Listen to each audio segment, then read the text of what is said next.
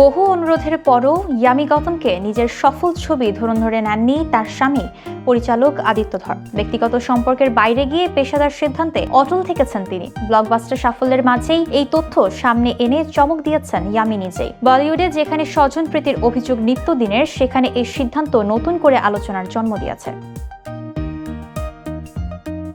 সম্প্রতি এক সাক্ষাৎকারে ইয়ামি গৌতম জানান, ধুরন্ধরে চিত্রনাট্য পড়ে তিনি ভীষণভাবে মুগ্ধ হয়েছিলেন। গল্পের শক্তি এবং চরিত্রগুলোর গভীরতা তাকে এতটাই আকর্ষণ করেছিল যে মনে মনে ছবিটির অংশ হওয়ার ইচ্ছেও জেগে ওঠে। স্বামী আদিত্য ধরের কাছে মজার ছলে তিনি একটি চরিত্রের সুযোগও চেয়েছিলেন, কিন্তু পরিচালক হিসেবে আদিত্য ছিলেন কঠোর। স্পষ্ট বলে দিয়েছেন এই ছবিতে কোনো স্বজনপ্রীতির জায়গা নেই।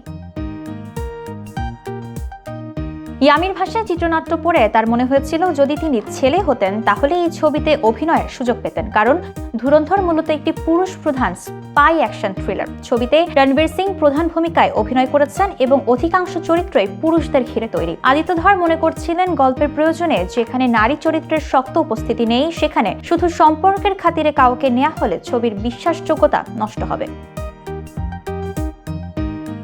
তবে এই পেশাদার সিদ্ধান্তে ইয়ামি একটুও হতাশ নন, বরং তিনি এটিকে ইতিবাচকভাবেই দেখেছেন। তার মতে ব্যক্তিগত জীবন এবং পেশাদার কাজকে আলাদা রাখাই তাদের দাম্পত্যের অন্যতম ভিত্তি। আদিত্য যদি মনে করেন অন্য কেউ কোনো চরিত্রের জন্য বেশি উপযুক্ত, তাহলে তিনি সেটিকে সম্মানের সঙ্গেই মেনে নেবেন। সৃজনশীল কাজের ক্ষেত্রে এই সততা খুব জরুরি বলেও মনে করেন ইয়ামি। সব মিলিয়ে ধুরন্ধর এই সুযোগ না পাওয়া নিয়েও কোনো আক্ষেপ নেই তার, বরং পেশাদার সততা এবং পারস্পরিক বোঝাপড়াকেই সামনে এনেছেন ইয়ামি গৌতম।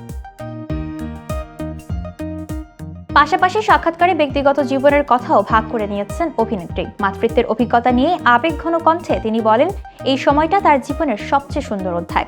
1 বছরের বেশি সময় পেরিয়ে গেলেও প্রতিটি মুহূর্ত এখনো নতুন বলে মনে হয়। কথা বলার সময়ও তার চোখের সামনে ছেলের মুখ ভেসে ওঠে বলে জানান ইয়ামি।